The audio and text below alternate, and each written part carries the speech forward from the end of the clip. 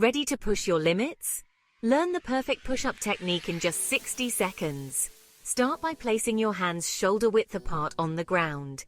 Make sure your hands are directly under your shoulders to maximize stability. Now extend your legs back, balancing on your toes. Your body should form a straight line from your head to your heels. This is crucial, so no sagging hips or piked-up bottoms.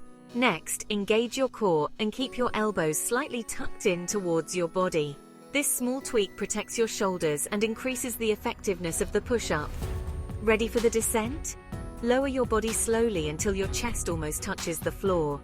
Elbows should form a 45-degree angle with your torso. Pause at the bottom for a split second, then powerfully push yourself back up to the starting position. Remember, the key is controlled movements. No jerky motions or cheating with momentum. And there you have it. Practice daily and soon you'll be doing push-ups like a pro, building strength and confidence with each rep.